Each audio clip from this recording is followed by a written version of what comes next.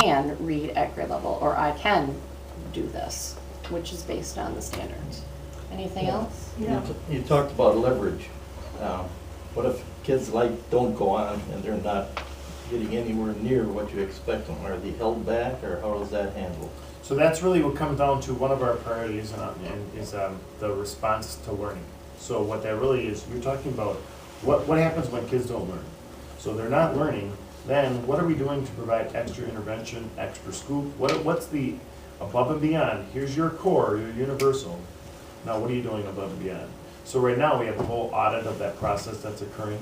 We're looking at our schedule, we're looking at our resources, we're mapping out our stuff, and we're being very critical of ourselves and saying, hey, in this area we're super successful. In this area, not good enough. We need to do some more. And there's an absolute sense of urgency that we feel in order to do that. Are you going to automatically move to the middle school anyhow, or how? So, okay, as far as like holding back, that's what I heard, right? Okay? So in the world of education, ding, ding, ding, ding, ding, red flags are going up left and right. Spidey senses, like research shows that in majority of the cases that it actually has a negative impact on student achievement. That's what I'm getting at. So what are you doing so that Right. don't happen? Because if you don't get it done by third grade, it's not going to get better further And what on. we're discussing, and we share, and this isn't new learning, but louder and slower doesn't necessarily make it stick, you know? Right. And so then really embracing that growth mindset, well, I don't have it yet, but you know what? I'm gonna keep working, I'm gonna work really hard. I'm gonna spend some extra time with, during my win time, so whatever I need time. I'll spend some extra time working with the literacy interventionist, and we're gonna work on a specific skill. So at that point in time, we have targeted lessons, targeted interventions that we're providing to help support that student.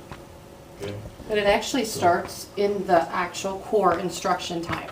So during core instruction, because we have certain priority standards, we are expecting all students to master those standards. So as teachers, we're looking at data, we're looking at common assessments, and we're saying, okay, we taught this. How are our students doing? This group of students didn't get it the first time. So now in our core instruction time, we're pulling small groups of those students and doing reteaches, teaching things in a different way before we even get to the intervention level. If that makes any That's sense. what's great about a workshop model. So Right. I heard Lee mention about numeracy workshop. That's where we're headed. So the workshop model permits us to start working in some smaller groups with the kids. So the kids that have it, they're soaring, they're moving, absolutely. If you look at the way that the classrooms are designed, it's designed to support that.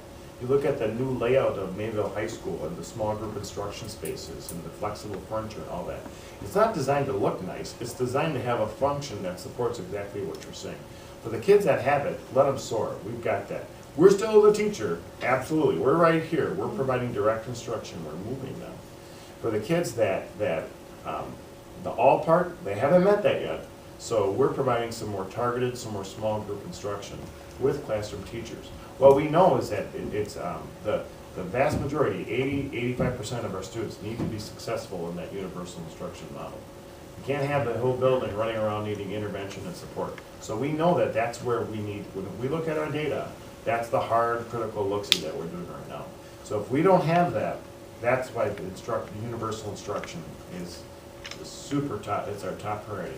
But we can't get to that without having our work in alignment, and we can't get to that without having a growth mindset. Hey, I don't have it yet, but I'm gonna get there. So I would say this is the big picture as far as all students will learn. This is what this is all about. The growth mindset, the cultural piece, side by side, those things have got to be together. So, do we advance kids just because? Absolutely not.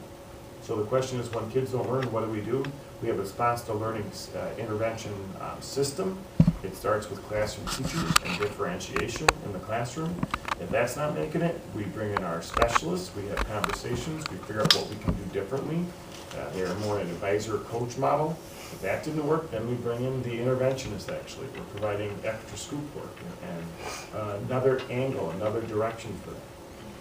So, Do you have early morning one-on-one tutoring if a student wants to come in early, sit with a teacher? I found that works with some students that have a problem. So that's what, okay, so one of the things that Joe mentioned, you've heard him speak actually at some of the board meetings about, what are we doing for tutoring? And right now, so tutoring itself, so I met with the Open Door. They currently have about 200 students that go down to the Open Door after school for support. And they, right now, are saying, hey, anybody that you have for tutoring, you're welcome to have them. Another thing is, as far as tutoring goes, I met with a national organization called Right at School. They are a federally subsidized organization, because when you say that sounds great, but even like tonight, my daughters both have a math tutor that they meet with on Monday nights, but I pay for that.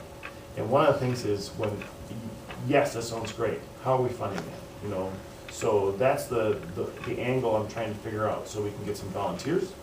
We can have, we're currently talking about different volunteer opportunities for high school students when it comes to tutoring.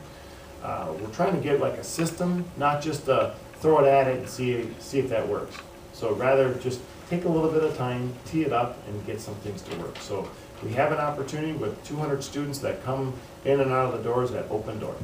So pretty regular group that we could actually, they're already there working, but they're not getting tutored. So we talked about our partnership with the library, and they're open to have us bringing tutors over there.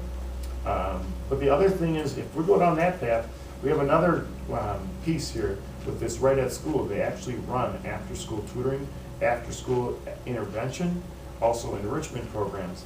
And they are a nationwide company. They're only 5 years old. They have a limited presence here in Wisconsin. They are in Madison, I believe, Wauwatosa. Those are the two that I heard. And I'm going to bring them to Dodge County to have a meeting with the superintendents. Hopefully everybody's on board with that.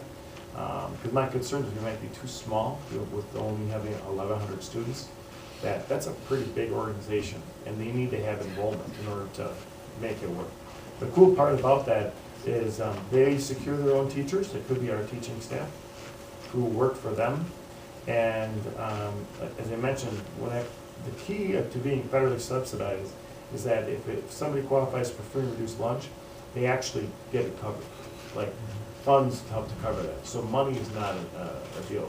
Because anytime someone speaks to me about tutoring, it almost comes with, well, that's $15, $25, $30 an hour, So an intervention that a school district provided, I wouldn't call tutoring, What I'm saying is, my son, my oldest, had Mrs. Casper. He loved her. He was really good in math.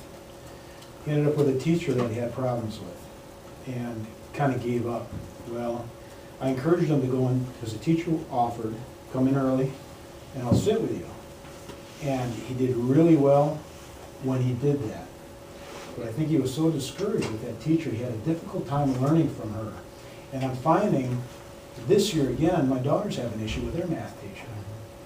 So sometimes they have that disconnect with the teacher.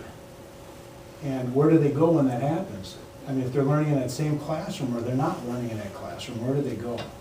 So one of the things is, I sure hope those kiddos of yours have a voice, and that they said that, hey, they're having a tough time in math. And that during our win time, whatever I need that they have for 7th grade, they should be making a decision that they need help on that. They said they're not learning. You know what I mean? But that's so let's talk, let's connect later on this week. Okay. Right now, Ms. Matheson is one of our and Ms. Haney are 2 representatives that are helping to coordinate whatever I need time at Mayville Middle School. And Mr. Clark's the middle school principal, with Ms. Haney as a principal. Let's connect and make sure that we've got that. So we want everybody to feel like they're having success. So, and reality is, for me, Ron, you're a dad, number one. You just shared that as a concern. Let's get that covered. And that would be for anybody, and any parent in Mayville School District. So it's top priority. Make sure that voices are heard and we're doing whatever it takes. So as far as tutoring goes, like you mentioned before school, right now the whole middle school staff's meeting in the morning. So they're meeting in the morning before school. Okay. So really that opportunity would not be available because the expectation is they're in meetings. Okay. So like no good deed goes unpunished. Like we're trying to have them come together, we're trying to have some very intentional collaboration work, looking at data, talking about that exact concern. Say, hey, my students are experiencing success here, but these students are not. What are you doing in your classroom? What are you doing? That's what that time is about.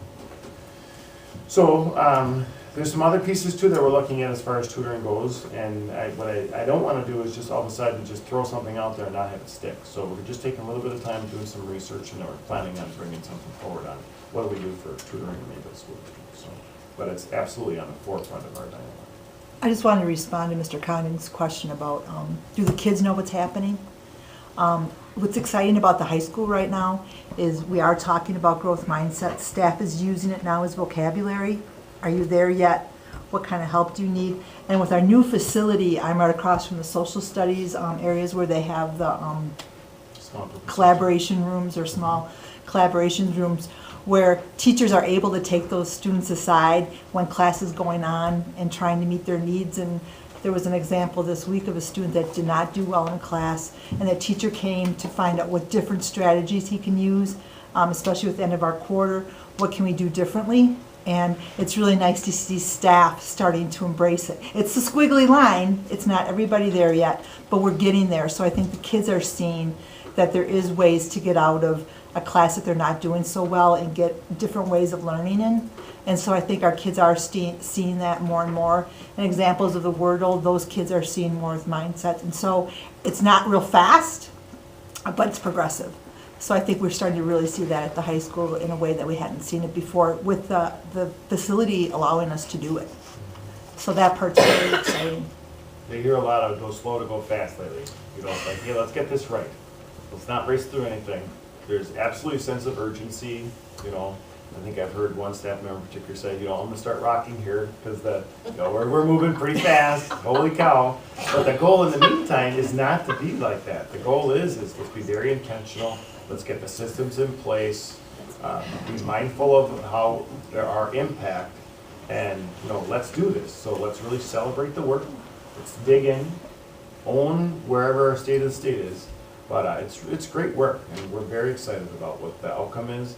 And again, I'll just end on saying that at all three buildings, there is a sense of hey, this has been a really great start to the school year. And I believe it's because I'm trying to set the stage on what we're all about. I think that getting the right people on the bus with the right system and vision be a big return on our investment. So real happy with how things are going so far. So thank you everybody for coming tonight. We're all being judged for student performance, and what, obviously, like you say, this is a squiggly line, I realize that. When we're all being judged, what is a reasonable expectation to see student performance change? That we aren't seeing people in Madison calling us a failing school because of the squiggly line.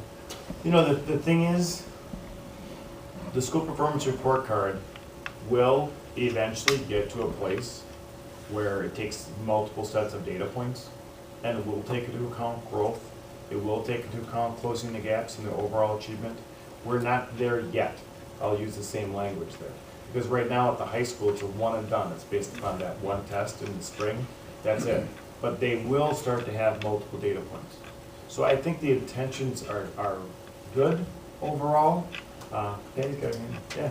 To bring it all together, I think what Chris was saying is that the kids don't realize what we're doing, but they're seeing the effects, which brings in the aligned curriculum and the testing that the kids are doing. I see with my own students in my classroom that the data points that we gather on the kids, when they take a test now, they understand why they're taking it. They understand the I can statement that was attached to that test that they have to demonstrate, and everything is making sense to them.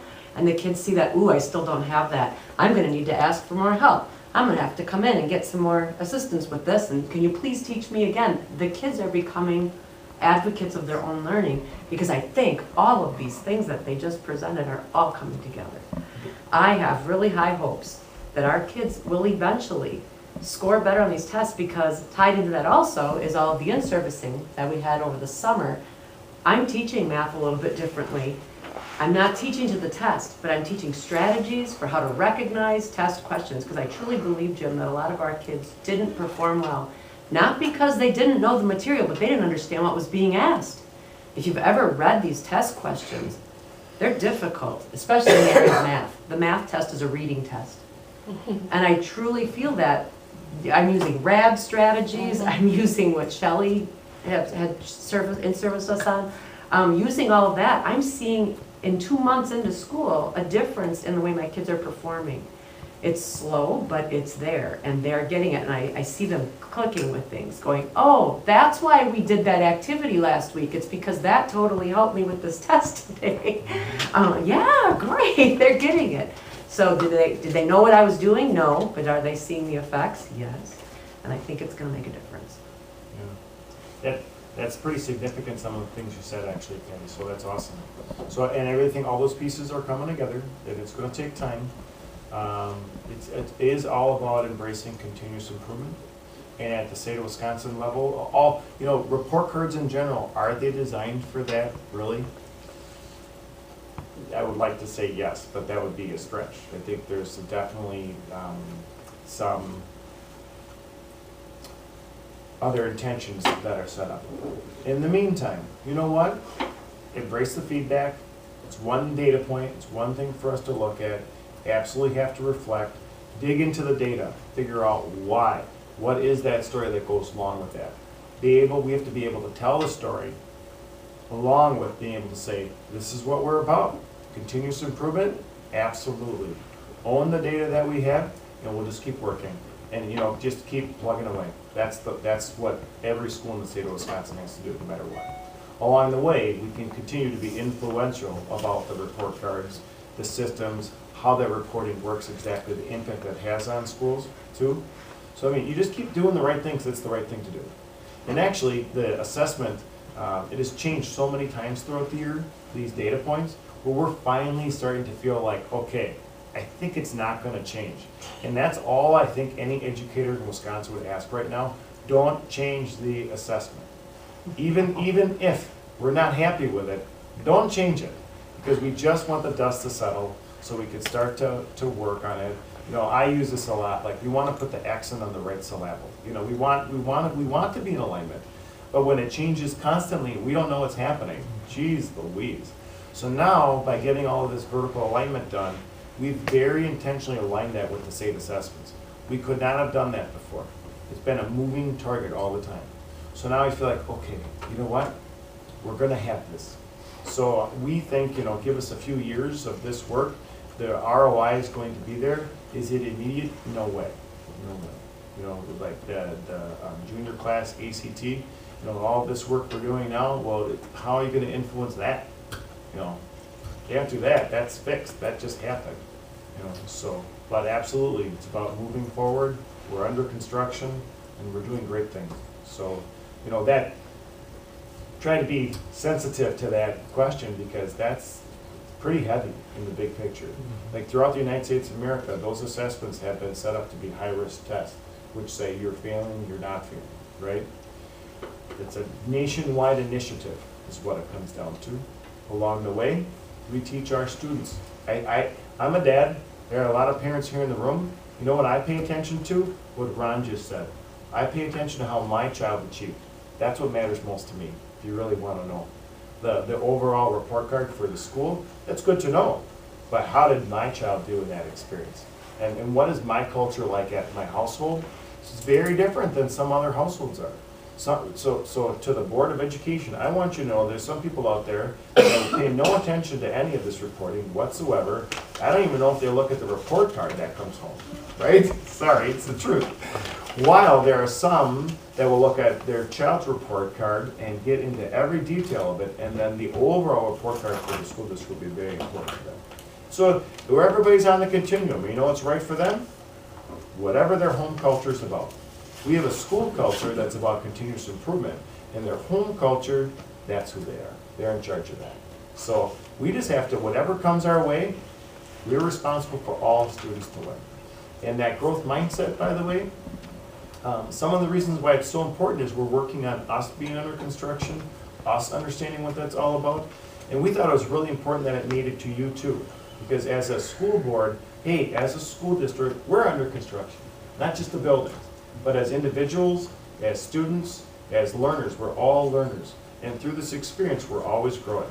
And we sure hope that you embrace that as well, but we need to talk to you about that so you understand where we're coming from and the benefits that are out there. And if you ever see a growth mindset resource, if you ever see something on Readers Writers Workshop or a workshop model in literacy and numeracy, we welcome it. Send it our way, absolutely. So I would say we really want to be lit up, super excited about this work, and we know we're gonna have that return on the investment. So, good question, thanks. So, what's a good time period as far as report of progress? You know, to the board? Sure. This is something that, well, you know, it's great to hear all this, but Yep. we need to see progress Yep.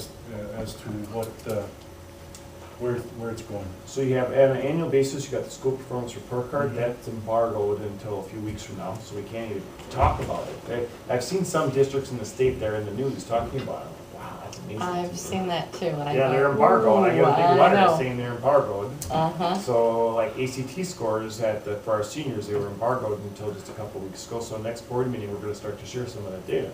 But in the meantime, we've been talking about that, and it's a 100-day cycle. So our work, we are due, say on November 27th, I think is the 100 days.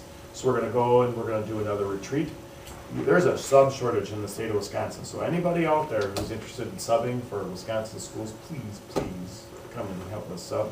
So we can't take that list of individuals, we can't take everybody along to the one-day workshop. So we're gonna take 2 representatives from each ELF, actually, that we talked about, growth mindset, the vertical alignment and the universal. So we'll have a team of like 9, 10 people that go, 6 subs most likely will be required for the day, and that's a lot. So we're gonna come, we're gonna set up another run of goals. So I think what needs to happen is we'll come back and say, hey, look at what we're up to. This is what we would like to accomplish in the next 100 days. And we report back on the progress towards that. So as far as the data goes, we have iReady is our universal screener that we use for data points. But really, we need to figure out what data that we want to bring to you because it's been mostly an internal document that's been guiding this work. So now we have to figure out what's coming next. So that's a great question. And I would say every trimester we should be coming back and showing you the progress that we have. So I think they did a great job of summarizing state of the state. But I think it should be every year you start with a state of the state. One, here's our progress throughout the school year, here's what we've been up to, giving some artifacts and evidence of the stuff. And then one at the end of the school year to say, okay, here's how we did. That sound good? That sounds good. Good. Just committed you guys to 2 more presentations a year. Thank you. So thank you, Megan, Carrie, Chris, And Patty can chime in. Patty, Lee. And Grace is back there for moral support. Grace. Yes, Grace. great. Okay, moving on. How about Becky? You have any, Yes, anything I what's do happening actually at have Parkview? some pictures here. I had it up and I lost it.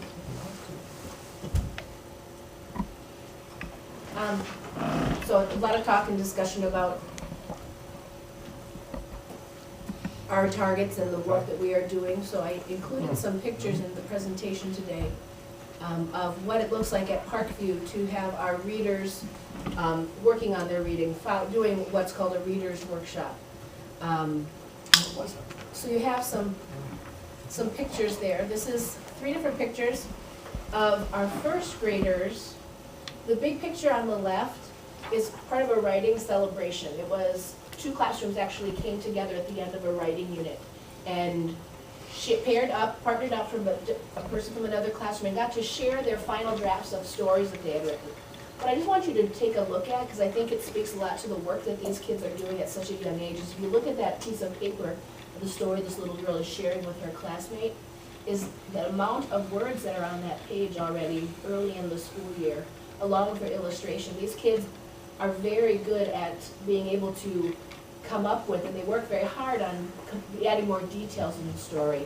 A common phrase you hear at Parkview is, if you think you're done, you've just begun, that there's always more to be doing with your writing. And I think you can see some evidence that just after the first unit in celebration. You can see pictures of learners from Mrs. Seiler's classroom working on their independent reading. They are nearby a partner because one of the other types of reading that they work on is shared reading. So it's not just being able to read independently, but then also be able to share your reading process with another partner. And then they can do seesaw reading where each one takes turns reading a page, or they read to one another out loud. So again, just samples